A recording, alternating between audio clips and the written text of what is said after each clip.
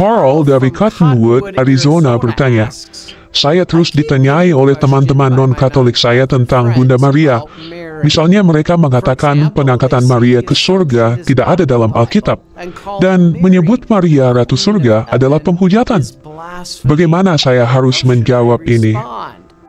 Aku percaya akan Roh Kudus, Gereja Kristus yang kudus, persekutuan para kudus, pengampunan dosa, kebangkitan badan, kehidupan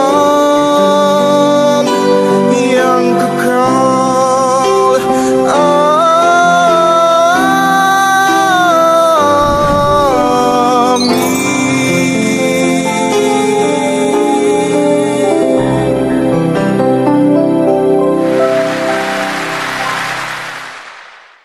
Salve. Dalam video ini, Katolik Harus Tahu menampilkan Pastor Chris Ailar yang menjawab pertanyaan dari seorang Katolik bernama Carol tentang Bunda Maria, khususnya mengenai doktrin Bunda Maria diangkat ke surga dan gelarnya sebagai Ratu Surga. Pastor Chris menjelaskan pemahaman dan tradisi Katolik di balik status Ratu Surga, menekankan bahwa keyakinan ini berakar pada tradisi suci serta kitab suci, meskipun tidak secara eksplisit dinyatakan dalam Alkitab. Ia mengklarifikasi bahwa gelar Ratu Surga bukanlah penistaan, tetapi konsisten dengan preseden Alkitabiah dan historis, seperti Kerajaan Daud di mana Ibu Raja memegang peran sebagai Ratu. Status Ratu Surga dipandang sebagai partisipasi dalam kerajaan Yesus, serta pengakuan atas peran uniknya dalam sejarah keselamatan sebagai Ibu Tuhan, dan perantara kepada Yesus bagi umat beriman. Lihat Yohanes 2 ayat 1-11. Pastor Chris juga menyoroti bahwa umat Katolik menghormati Maria tetapi tidak menyembahnya, menjelaskan perbedaan antara doa, penyembahan, dan penghormatan. Beliau mengakhiri penjelasannya dengan mendorong dialog yang penuh rasa hormat dengan umat non-Katolik, dan menegaskan kembali moto Katolik, Et Jesum per Mariam, atau kepada Yesus melalui Maria, yang menekankan bahwa Maria membawa umat beriman kepada Kristus. Mari kita simak penjelasan Pastor Chris Ailar dengan lebih lengkap. Katolik Harus Tahu menerjemahkannya untuk kalian. Hai, saya Pastor Chris Ailar di National Shrine of the Divine Mercy, dan selamat datang di Ask a Marian. Carl dari Cottonwood, Arizona bertanya, saya terus ditanyai oleh teman-teman non-Katolik saya tentang Bunda Maria. Misalnya mereka mengatakan pengangkatan Maria ke surga tidak ada dalam Alkitab, dan menyebut Maria Ratu Surga adalah penghujatan. Bagaimana saya harus menjawab ini? Nah, Carl, kita sudah membahas pengangkatan Maria ke surga minggu lalu, dan karena hari peringatan Maria Ratu Surga akan berlangsung pada tanggal 22 Agustus, mari kita bahas sebentar ya. Baiklah, dalam tradisi Kristen, jauh sebelum ada agama Protestan, Trinitas sering digambarkan menempatkan mahkota di kepala Bunda Maria. Tradisi gereja ini yang dibicarakan oleh Paulus dalam 2 Tesalonika 2 ayat 15, di mana di sana ia berkata, sebab itu berdirilah teguh dan berpeganglah pada tradisi yang kamu terima dari kami, baik secara lisan maupun secara tertulis.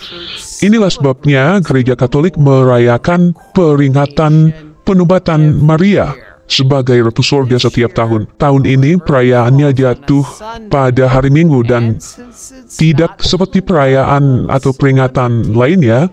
Peringatan Maria Ratu Surga ini tidak dirayakan secara liturgis. Namun demikian, tetap harus kita rayakan di dalam hati. Namun sekali lagi, perayaan ini biasanya dirayakan setiap tanggal 22 Agustus. Perayaan Maria Ratu Surga ini ditempatkan 8 hari. Ingatlah makna 1 oktav. Perayaan ini ditempatkan 8 hari setelah perayaan Bunda Maria diangkat ke surga pada tanggal 15 Agustus, melengkapi 1 oktav penting tentang Bunda Maria. Sekarang, perayaan ini menunjukkan ikatan antara status Maria sebagai Ratu Surga dan kemuliaan jiwa dan raganya di samping putranya di surga. Tuhan mengangkat Maria ke surga dan kemudian Yesus mengangkatnya ke tahta di sisi kanannya dan memahkotainya sebagai Ratu Surga. Baiklah Pastor, di mana ini dalam Alkitab? Tunjukkan padaku di dalam Alkitab di mana ini. Baiklah, kita juga membicarakannya minggu lalu bahwa hanya karena sesuatu tidak ada di dalam Alkitab, bukan berarti ajaran itu salah. Baiklah, kita harus melihat fakta bahwa Yesus adalah Raja dalam garis keturunan Daud. Dan dalam kerajaan Daud, siapakah ratunya? Nah, ini menarik, karena raja memiliki banyak istri. Jadi, siapa ratunya? Apakah itu istri pertama, istri tertua, atau istri tercantik? Tidak. Di dalam kerajaan Daud, ratu adalah ibu dari raja. Lihat 1 Raja-Raja 2 ayat 19. Sekarang dia memiliki fungsi sebagai penasihat raja di dalam hal-hal yang begitu banyak. Karena Yesus berasal dari garis keturunan Daud, untuk apa dia mau mengubah ini? Jawabannya adalah dia tidak mau dan dia tidak melakukannya.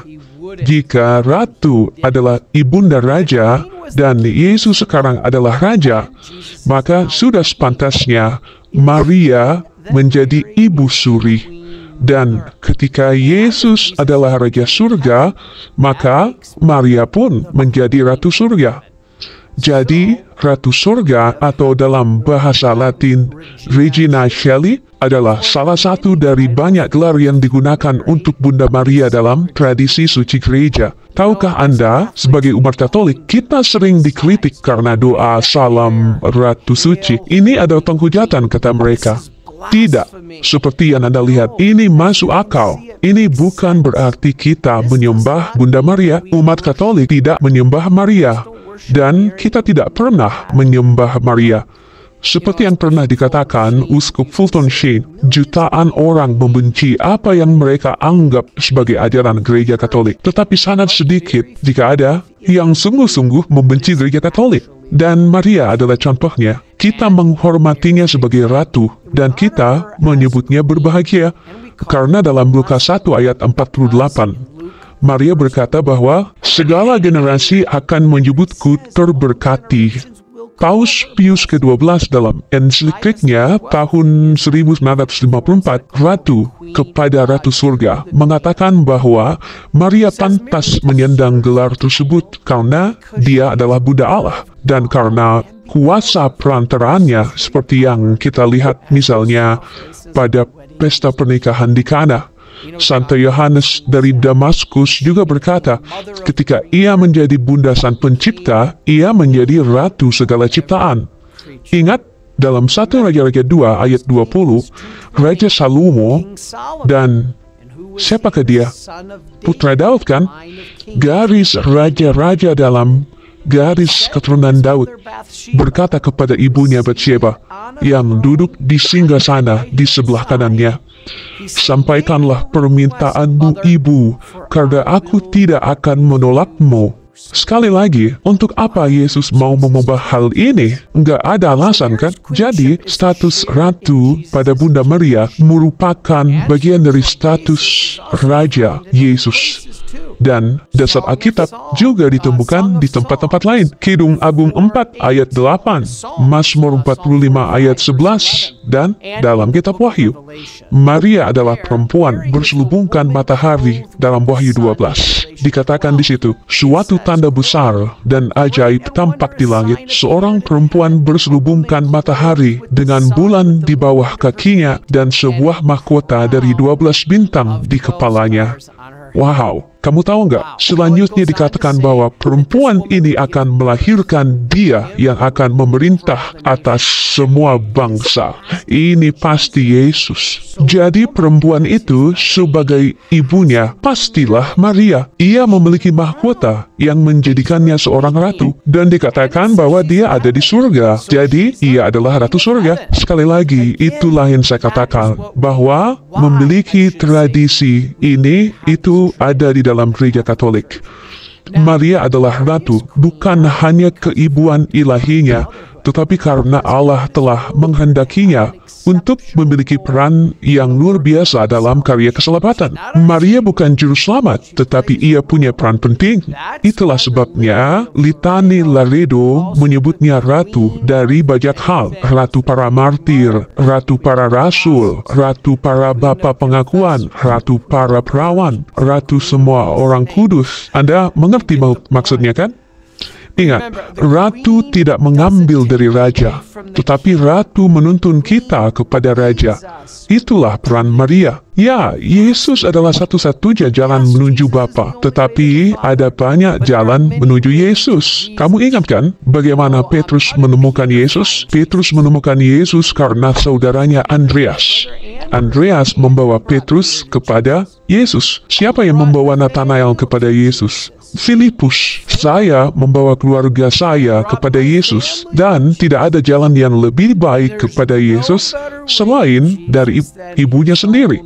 Dan ia membentuknya di dalam rahimnya sendiri. Jadi itulah mengapa kita umat Katolik menghormati tetapi tidak menyembah Maria. Sekarang, orang-orang non-Katolik mengatakan bahwa kita menyembah Maria karena kita berdoa kepadanya. Sebenarnya berdoa kepada sesuatu atau untuk sesuatu bukan berarti penyembahan atau menyembah. Sebaliknya, berdoa itu bermakna atau berarti meminta. Tahukah Anda, bertahun-tahun yang lalu, dokumen pengadilan itu biasanya berkata hal-hal seperti ini. The defendant prays the court will do this or that. Praise itu bukan penyembahan, tetapi bermohon, meminta. Lalu orang-orang bilang, kalian menyembah Maria karena kalian menyebutnya terberkati. Nah, Elizabeth menyebut Maria terberkati dalam Injil Lukas pasal 1 ayat 45. Kita melakukan itu sebagai cara untuk menghormati Maria atas peran yang dipilih Tuhan hanya untuknya dan bukan untuk manusia lain, untuk selama-lamanya. Dan itulah mengapa dalam Lukas pasal 1 ayat 48, Maria berkata, segala keturunan akan menyebut aku terberkati. Jadi, jika Maria berkata semua orang akan menyebutnya terberkati, lalu mengapa kalian tidak? Terima kasih Carl atas pertanyaan yang bagus. Tuhan memberkati Anda, teruslah datang, karena inilah keindahan iman kita. Dan ingat, kepada Yesus melalui Maria, bukan kepada Maria melalui Yesus. Bukan itu yang kita katakan, bukan itu yang kita ajarkan. Bunda Maria adalah anugerah yang diberikan Yesus di kayu salib kepada kita sebagai ibu.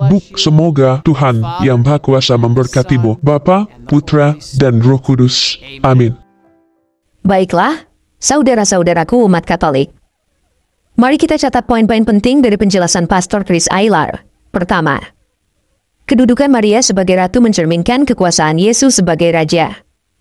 Yesus adalah raja dalam garis keturunan Daud, dan dalam kerajaan Daud, Ibu Suri memegang posisi kehormatan dan pengaruh yang istimewa. Konteks historis budaya ini mendukung tradisi Katolik bahwa Maria, sebagai ibu Yesus, pantas disebut Ratu Surga. Wawasan ini membantu menjembatani pemahaman antara adat istiadat Yahudi kuno dan teologi Kristen, yang menunjukkan kesinambungan, alih-alih inovasi, dalam keyakinan. Kedua, otoritas tradisi suci dalam gereja Katolik. Pastor Chris mengutip 2 Tesalonika 2 ayat 15 untuk menekankan bahwa tidak semua kebenaran hanya ditemukan dalam kitab suci. Beberapa diwariskan melalui tradisi lisan dan tertulis.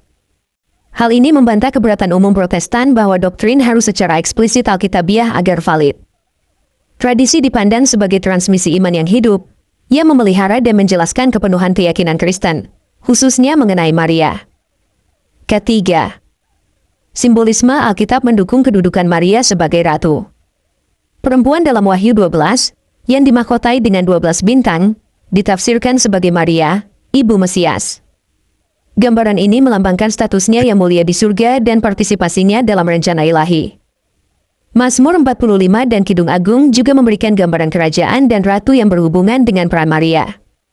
Penafsiran ini menunjukkan bahwa doktrin Katolik berlandaskan simbolisme Alkitab yang kaya, yang melampaui ayat-ayat literal, dan mengundang refleksi teologis yang lebih mendalam. Keempat, perbedaan antara ibadah dan penghormatan. Kesalahpahaman penting yang dibahas adalah tuduhan bahwa umat Katolik menyembah Maria. Romo Chris menjelaskan bahwa penyembahan, latria, hanya ditujukan kepada Tuhan, sementara penghormatan, dulia, dan penghormatan khusus, hiperdulia, diberikan kepada orang-orang kudus, khususnya Maria. Berdoa kepada Maria dipahami sebagai memohon perantaraannya, serupa dengan meminta seorang teman untuk mendoakan Anda. Perbedaan ini krusial bagi dialog ekumenis dan bagi umat Katolik untuk mengartikulasikan keyakinan mereka dengan jelas. Kelima, peran Maria adalah mediator kepada Kristus, bukan penyelamat. Maria dihormati sebagai sosok yang menuntun umat beriman kepada putranya Yesus, satu-satunya juru selamat. Analogi Andreas yang membawa Petrus kepada Yesus menggambarkan bagaimana peran Maria adalah membimbing umat beriman kepada Kristus. Wawasan ini membantah kritik bahwa devosi Katolik kepada Maria mengurangi sentralitas Yesus dalam keselamatan. Sebaliknya, hal ini menunjukkan bahwa devosi kepada Maria berpusat pada Kristus dan berakar pada ekonomi keselamatan. Keenam, perayaan liturgi memperkuat teologi. Waktu perayaan Maria sebagai Ratu, 8 hari setelah Maria diangkat ke surga, melengkapi 1 oktav dan menyoroti hubungan antara pemuliaan tubuh Maria dan pemerintahannya sebagai Ratu. Ritme liturgi ini merupakan ungkapan doktrin yang dihayati, membantu umat beriman untuk masuk lebih dalam ke dalam misteri pemuliaan Maria dan perannya yang unik dalam sejarah keselamatan. Ketujuh, Maria sebagai anugerah dari Yesus. Ajaran bahwa Maria diberikan kepada umat beriman sebagai ibu oleh Yesus di kayu salib, Yohanes 19 ayat 26-27, merangkum peran keibuan rohani dan peran pelindungnya. Hal ini menggambarkan Maria bukan sebagai figur ilahi yang independen, melainkan sebagai anugerah dan pembimbing yang diberikan oleh Kristus sendiri, yang memperkuat pemahaman Katolik tentang kedudukan Maria dalam persekutuan para kudus dan dalam kehidupan iman pribadi. Pastor Chris Aylar telah menjelaskan secara komprehensif doktrin Katolik tentang Ratu Maria, membahas kesalahpahaman umum dan mendasarkan ajaran tersebut pada kitab suci, tradisi, dan sejarah gereja. Penjelasannya menggarisbawahi keselarasan antara menghormati Maria dan mempertahankan peran unik Kristus sebagai juru selamat. Dengan mengklarifikasi terminologi dan konsep teologis, beliau memperlengkapi umat Katolik untuk menanggapi tantangan dari teman-teman non-Katolik dengan bijaksana dan memperdalam pemahaman tentang peran Maria sebagai Ratu Surga dan Ibu Rohani. Tuhan Yesus memberkati.